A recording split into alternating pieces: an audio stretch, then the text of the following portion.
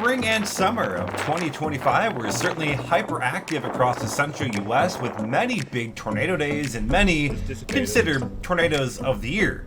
I'm meteorologist Nick Stewart, and let's take a look at the second season, the autumn and early winter of 2025, what it might have in store in terms of the severe weather outlook, as well as the other things like precipitation and temperatures and all of that.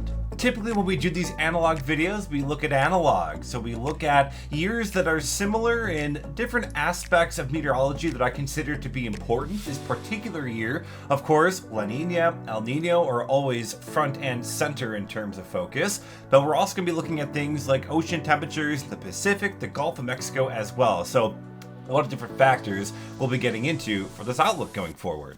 If you're new to the channel, feel free to subscribe and like this video if you do find it informational. And of course, we've been doing these outlooks for different seasons over the last couple of years, so it's important to look at, well, how are we actually doing? Most recently, we did put out an outlook for spring of 2025, and overall, I think it was a pretty good forecast. When you look at what our spring anomaly was in the bottom left, we were kind of indicating the central, maybe benign central and southern plains with a more hyperactive Mississippi River Valley, and we certainly did see that across the region. The top right is the actual verification based on the preliminary data from the National Weather Service. You did see a pretty hyperactive central Mississippi River Valley, kind of western Ohio River Valley as well, and again that more benign and calmer central and southern plains. Now of course, later in the year, the Dakotas really did ramp up, but that was outside of the scope of that video. In terms of the temperature forecast, oof. Alright, so this was a bit of a miss. The big image there, that's your actual departures. So March, April, and May. And at the top right was kind of the analogs that we put together. And we really did swing and miss on that one for much of the country. A lot of that was due to the fact that March was incredibly warm across the central Midwest and the Great Lakes region. That really carried the weight in terms of the anomalies. When you look at things like May, it did kind of fit that pattern a little bit closer with kind of that cooler Mississippi River Valley and even Northeast. But again, March really carried the kind of problems there. Let's take a look at the ENSO forecast. The latest outlook that we did get for La Nina did actually increase the probabilities of La Nina, now upwards of 70% for the October, November, December timeframe there. And the latest model guidance also indicated a stronger La Nina, pushing beyond minus 0.5 in the 3.4 region. So that is something to kind of keep in mind there. So we're looking at the overall analogs.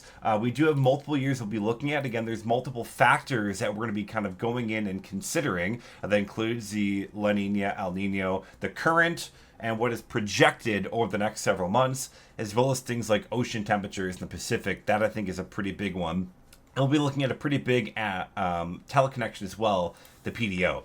So the overall analog table, 2025, 2024, 2022, 2021, 2016, and 2013. You'll notice many of those years are on the more recent side of things. September, you can see all of these were strongly in the La Nina phase. Some of them a little bit weaker, some of them a little bit stronger, but overall not too bad. And that October, November, December time frame, you can see that most of these years are either holding on to a pretty strong La Nina or progressing towards maybe a stronger La Nina.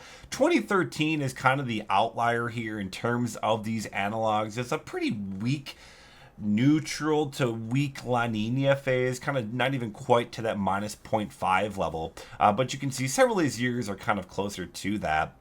The other thing we'll be looking at here is the PDO. That I think is a pretty good teleconnection for this case. When you look at the wintertime, of course, those big troughs coming across the country are pretty important to winter storms, as well as those late season severe weather setups. And so what we're looking at here is the value accumulated from June, July, and August to kind of give us that value. And so what you're looking at here is a pretty strong one in 2025, nearly minus 10, that combined value of June, July, and August of the PDO. And we kind of see a similar situation there with 2014, also very strong 2022, 2021, and 2013. 2016, a bit of the outlier this time in terms of the PDO. Looking at the Northern Pacific water sea surface temperature anomalies, all of these are above normal. 2025 is straight up blowtorch, more than 1.5 degrees Celsius above that 1991 through 2020 climatological period. And then also looking at the Northern Gulf, you think of those severe weather events in the southeast United States. You get those really warm waters in the northern portion of the westernmost basin of the Atlantic Ocean, and that allows more evaporation of water when it's warmer. So you get more moisture moving towards the southeast United States. It kind of can make those instability values a bit higher for those severe weather events in the southeast. And of course, it allows more moisture in general to be in place for heavier rain events and things like that. That's why I think the Northern Gulf is a pretty important factor here. You can see in all the analog years, it is either at or above normal in that Northern Gulf region. So that's just one of the things that we'll be looking at here. Other analogs to consider, these are years that were pretty close to some values and not so close in others, but I do think they're pretty relevant. 1985, 1996, 2001, 2008. September, they were all kind of weak La Nina here, with the exception of 2008. However, they all did eventually start going towards La Nina. 2021 was a bit on the weaker side of things, with 2028 kind of quickly going into a stronger La Nina, likewise with 1996. Looking at the June, July, and August combined PDO, you'll notice that the farther back that we go, the less amplified these values are, but you can still see 2001 and 2008 still pretty strong at -5, with 96 and 1985 actually positive there. That's kind of why they're on kind of these other analogs to consider.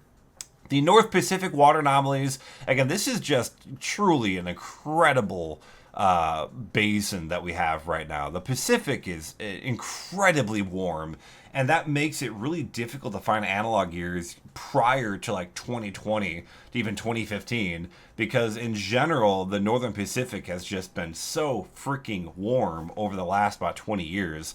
You can see they're all actually below normal in terms of that 1991 to 2020 time frame, the climatological period. And again, that's why it makes it so difficult to kind of find these periods. For wintertime, I really like to look at the Pacific Ocean in terms of analogs for the CONUS.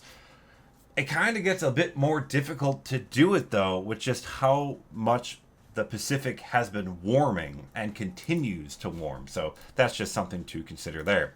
And of course, the Northern Gulf we have to watch as well. You can see 1996 was the lone year that was actually above normal in the period, with all the other years actually below normal. In fact, 2008 was substantially below normal across the Northern Gulf. So just something to look at there. ENSO forecast, the red line there, that is the target. So that is what is kind of projected based on the statistical and the dynamic average here for the forecast models. And these are kind of the closest years, kind of some of the closer years, kind of how things are trending. I do want to point out 2016, the kind of lighter green line, and 2022, kind of that darker blue line towards the bottom there. I do think those are kind of some of the closer years in terms of the La Nina, El Nino phase, as well as some other parameters. So 2022 and 2016, I'm going to be kind of double favoring in terms of the analogs. Looking at the PDO, again, I think that's pretty important. The red, the dark red there, those are the years that we're looking at that are kind of those top analogs, those top 5 years of analogs, with that lighter red being kind of the other analogs we're looking at. You can see most of these are on the stronger side of negative value here for the PDO. And I think that's going to be a pretty important thing to stand out here. And what's really fun, if you look at it as kind of more of a period of just kind of, you know, maximum to minimum, you can see just how many of our analog years are kind of trending towards kind of the stronger side of the PDO. Again, that is something I do think is relatively important for the upcoming season here. That's why we're focusing in on a lot of those years. So this is when it gets really difficult because, again, the Pacific is just so incredibly warm. That's the target there. You can see in the bottom right. We're going to be running an analog here that's kind of finding just the root mean square error to kind of find the best closest analogs here. And you can see 2022, 2024, 2013, 2021, and 2016, they all kind of stand out here as kind of being above normal for a large portion of kind of the North Pacific here. And again, I do want to kind of highlight 2016 and 2022. There's kind of some similarities with kind of this big warm blob there across like the northern off the Pac Northwest. That I think is pretty important. You could really see it there in the target year in 2016. 2022, kind of to a bit of a lesser degree, but certainly is there. But then, 2016 does kind of have that kind of cooler fetch there off California. That's kind of something to look at. 2021, also kind of interesting with the big blob of warm waters there and cooler temperatures off California. Again, the Pacific is just so difficult. And again, when you go prior to like 2015, it's so difficult to find analogs compared to it because, again, the Pacific is just so warming and the rate of warming is just so accelerated there. All the other analog years here, you can see 96, 2001, 2008, and 1985 are all pretty cooler compared to that 1991 through 2020 climatological period there. 1985 is a bit interesting there. There is a bit of a warm blob there kind of off the Aleutian Islands. So that is something to kind of keep in mind there going forward. So that's kind of where things stand right now and just something to kind of keep a look and keep an eye on. Looking at the westernmost basin of the Atlantic Ocean, again, you can see a lot of similarities there with a warm Gulf in 2016, 2024, 2022. 21 and 2013 kind of a bit more outliers, especially 2013 here. But you can see there are some similarities in some key areas. So 2016 and 2022, you can see kind of that big warmer fetch there off Texas, Louisiana, Alabama, Mississippi, kind of that region. And so that's kind of why, again, we're kind of double weighting 2016 as well as 2022. Again, the northern portion of the Gulf, just in general, you can kind of see there is pretty strong. A lot of pretty close values there, especially, again, 2016 through 2022. Big warm fetches here, kind of similar to the target. Now, one thing to keep in mind is that thus far, the hurricane season has been very lackluster for the Gulf. We've not seen much at all in the Caribbean as well as the westernmost basin of the Atlantic Ocean. So really, this could change if you get a pretty good storm in October or even November. So we're playing it with the ocean temperatures, the sea surface temperatures there through about the middle and early portion of September. This could change if we do get a pretty big storm there. So just something to kind of keep in mind there. Again, looking at kind of the other years, it gets just so difficult to look at years that are not the current years because 2008, 2001, 1985, big cool anomalies there across much of the Gulf. 1996, though, we did see a pretty warmer Gulf, and that's one of the other analog years that we're going to be adding and factoring in. So just keep that in mind. So look at the seasonal analogs. Here's where we look at the H500 level as well as just kind of the surface temperatures. And what you can really look at is pretty big troughing off the Pac Northwest. So big troughing feature there. And you got a lot of ridging there across the central and eastern CONUS, especially the southeast U.S. And that's reflected pretty well there in the temperature graphic. That's that bottom right. You can see the temperature anomalies are forecast to be pretty big there based on the analog years, especially central and southern plains, eastern U.S. The big outlier there, again, is kind of the Pac Northwest. That, I think we could see some pretty cool temperatures, and that, again, kind of ties to the Pacific Ocean. It's very warm state, could allow kind of ridging in the central Pacific Ocean before it kind of comes crashing down and troughing across the Pacific Northwest. Again, I think that's what we're looking at there. And then for full disclosure, there you can see the seasonal temperature outlook from the Climate Prediction Center, and overall kind of on a similar kind of idea there, looking kind of a pretty warm central and southern plains that really kind of stands out to them there as well. Look at the precipitation outlook. You can kind of see on the left there, that is our analog years compared to that 91 through 2020 climatological period. And you can see pretty dry across the southeast U.S., central plains as well, more active in the Pacific Northwest. Again, I think that's going to be pretty predominant there with a very warm Pacific Ocean. And the right there, that is the seasonal precipitation outlook from the Climate Prediction Center, which again is kind of on par with what we're looking at there. This also does look a lot like a La Nina, with the exception of kind of noting Florida there, kind of the CPC kind of showing some above normal precip chances there. That kind of goes against the grain for a La Nina kind of winter time frame. So that's kind of what we're looking at here. Now we're going to be looking at the severe weather outlook. So this is looking at the tornado counts compared to the analog years. And one thing I want to stress here is with the quieter period, so typically late autumn into winter, things start kind of calming down. And so the analog years can kind of force outlier events to be more pronounced. So I do want to kind of add a bit of a caveat here, is that there will likely be some events here that are carrying the weight. So without further ado, here is kind of that kind of outlook for potential tornadoes across the country.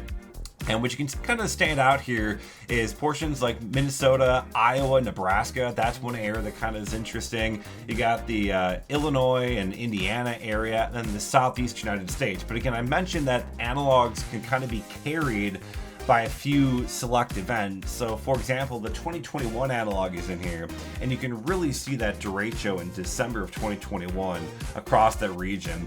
Almost all of those tornado anomalies are because of that event. Likewise, down in Florida, Hurricane Milton in 2024 really carrying the weight there.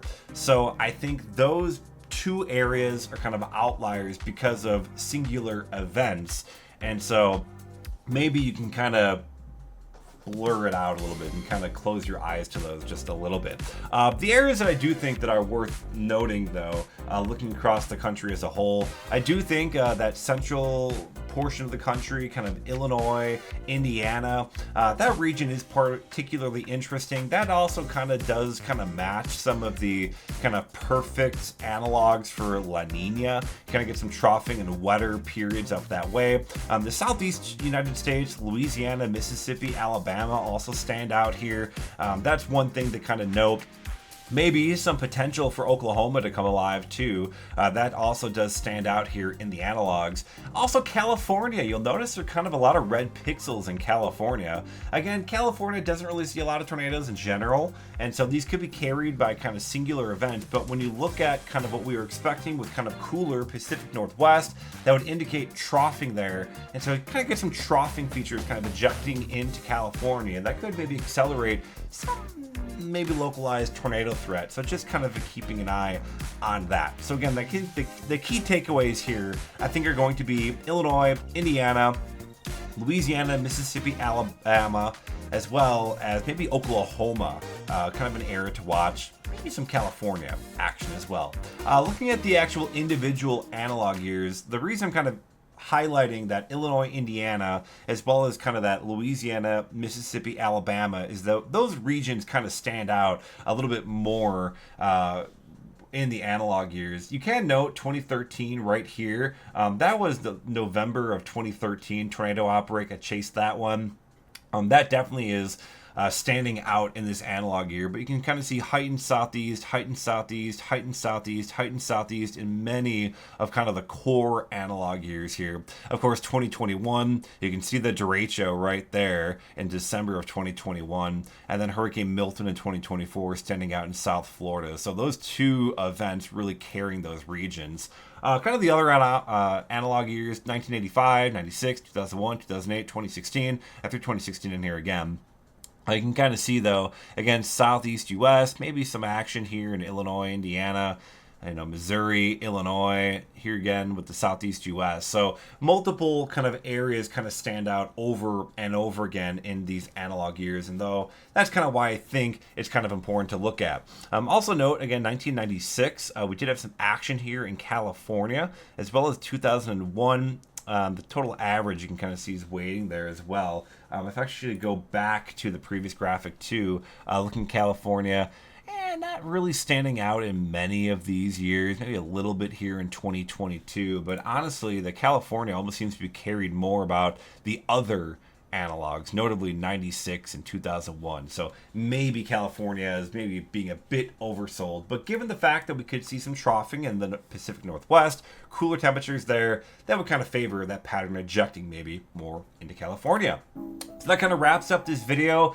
To kind of summarize things, I do think we'll see kind of more action in the Illinois, maybe Missouri, Indiana area, as well as Louisiana, Mississippi, Alabama. Those two areas kind of seem to stand out a little bit more in the analog years, so we'll be watching those areas closely. And again, also looks like a pretty warm year across much of the CONUS, central and eastern CONUS. Essentially the central and southern plains do look very, very warm. So energy traders, natural gas, yeah, that might be something to kind of look into, because, well, it might be not as useful in terms of heating homes and heating just because, well, yeah, it looks might be a little bit on the warmer side of things going forward.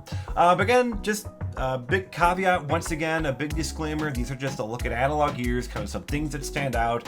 These things can always differ. Usually it only takes one event to really become your event. So obviously always keep an eye on the latest forecast going forward. Hope you kind of found this little look at the analog years interesting, and we'll be doing another one as we head towards early winter. And of course, spring is kind of my favorite one to do, so make sure to follow that as well. If you're new to the channel, feel free to subscribe, like this video if you did enjoy it, if you found it interesting as well. What are your thoughts? Have you been looking at analogs? Let me know in the comments down below. I'd love to hear your information as well, your thoughts on things. Otherwise, have a great one, everybody, and we'll see you again next time. Thanks for watching.